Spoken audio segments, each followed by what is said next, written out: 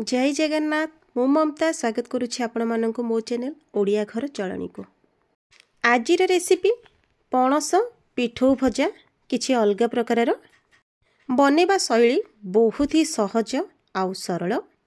वर्तमान तो पणस बहुत ही सहजरे आपण माने पाई पारुथिबे। पणसर विभिन्न रेसिपी जेमिति कि पणस को मुग पकेकी तरकारी ता सहित पणस चिप्स हो किंबा पणस कषा पणस तरकारी एभली भाबरे आपण माने विभिन्न भेराइटी रे बनाते। आज मु आपण मानक सहित बहुत ही इजी वे रे केमिति कोन करिवे ताहा शेयर करिवे। वीडियोटी को फुल वाच करिया को अनुरोध। पणस को काटिबा सब बेले गोटे झंझट हेई थाए।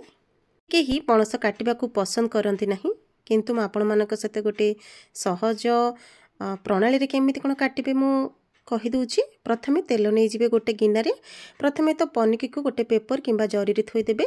तापरे ताको 4 खंड करि सारला परी एई बळी भाबरे हाथ रे तेल आ पनिकी रे मध्य तेल देकी आको बढ़िया भाबरे सब काटि देबे एवं गोटे जागा रे पानी रखि देबे। ता सहित आपनकर पणस को बहुत ही पतला पतला आपण माने जो साइज रो चाहुथिबे। साधारणतः पिठो भजा लंबा लंबा करके काटिले बहुत ही भल लागे। किछि समय पानी रे रखि देबी।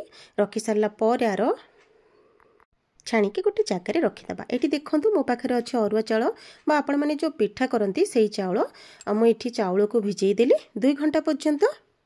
एठी पणसरे लुण आउ टिके हलदी गुंड देकी प्रेसर देदेबा, माने गोटे सीटी देदेबा।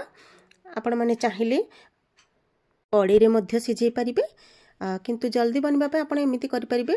आउ जदि टाइमटा आपण मैंने भलसे जानीपारे ताहले पणसटा भल भाव में सिझीज।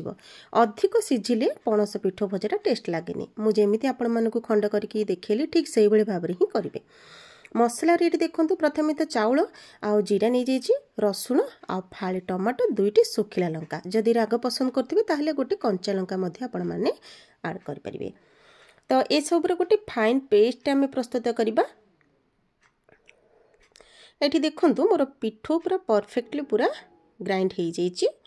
आउ जो जार रे जो पानीटा थिला ताको मध्य मु दे देबी। काहेकि ना जदि पिठोटा बहलिया हो जाए ताहले भजा टेस्ट लगी न थाए। तार जेतिकी परिमाणर आवश्यक आम ठीक से ही भाव में जदि पिठो भजाटा को प्रस्तुत करबा ताहले हमर पिठो भजाटी बहुत ही टेस्टी होई थाए। वर्तमान एथिरे जेहेतु आमे जेतेबेले चाउलटा बा पिठोटा बाटी से लंका पकईली, तो ये लंका गुंड टिके देदेबा, हलदी गुंड कसुरी मेथी आउ राशि ता सहित देदेबा लुण टिके। आपण मैंने चाहिए जुआणी टिके मध्य ऐड करेंगे। तो आपको भल भाव में पूरा मिक्स करदबा। देखिपे बेटरटा एमती रमर। ता सहित आमर एठी भजा को जेकोसी पिठो भजा करंतु ताकू टिके क्रिस्पी करबा आपण माने कोन करिवे। जेतेबेले भी पिठो रे मध्य गोटे चामच 1.5 चामच पाखापाखी आपण माने बेसन को ऐड कर देबे। देखिबे पिठो भजाटा बहुत ही टेस्टी लगी थाए। साधारणतः पिठो भजा केवल चाउल बेटर जदि आपण माने प्रस्तुत करिवे टिके हल्का टाण टाण लगी थाए। जदि आपण माने टिके बेसन दे देबे से भितरु क्रिस्पी होबा सहित बाहर मध्य बहुत ही क्रिस्पी होई थाए आ टेस्ट पूरा जबरदस्त थाए। तावा रे तेल को दे देली। तेल पूरा गरम हो सारा पर मीडियम टू हिट रे ही ए पिठो भजा को आम प्रस्तुत करवा। देखु ये भाव में गोटे गोटे करके बेटर रे बुड़ेकी आमे आमे हमर पिठो भजा को प्रस्तुत करनबा। आपण माने चाहिए सोरिष तेल यूज करि परिबे, किंतु मेठी राइस ब्राइन ऑयल नीचे आपण माने जो तेल यूज करूथिबे ताको ऐड कर परिबे। गोटे गोटे करके आमे एठी हमर पिठो भजा को सब रखी नबा पैन रे। तो ये देखूँ मुझे सबकि ये ऐड कर देछि। एबे पिठा पातिया साहाय्य गोटे साइड तो हो गलानी, आउ गोटे साइड को मध्य भल भाव हवा को दबा। आ मझे मझे आपण मैंने कौन करते ना तेल टिके टिके दौथे, जो द्वारा कि आमर पिठो भजाटा बहुत ही क्रिस्पी हुए आउ टेस्टी लगे।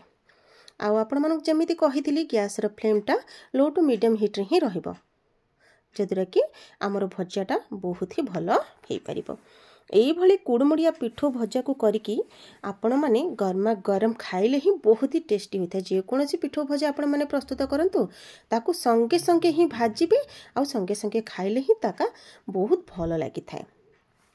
साधारणतः यही पिठो भजा को आम पखाला भात खाआंतु बहुत ही बढ़िया लगिबो। नचेत गरम भात डाली किंबा खटा हो कि यही पिठू भजा को आपण मैंने ऐड करके खाई परिबे। आपण मैंने तो विभिन्न प्रकार बनाउथिबे किंतु मो बनैला भली थरुटी निहाती भन्नतु केमिति कोन लागिला मते कमेंट रे जणांतु। एबे जे जदि मो चैनल को सब्सक्राइब करना हंती ताहाले संगे संगे सब्सक्राइब कर दियंतु, पाखरे थिबा बेल आइकन को प्रेस कर दियंतु, जद्वारा मो नुआ नुआ वीडियो रो नोटिफिकेशन आपण मानक सहित संगे संगे पहुँची जिवो। रहिली नमस्कार, जय जगन्नाथ। पुणी देखाबो आउ गोटे सुंदर रेसिपी सह। सेति पर्यंत भले थांतु।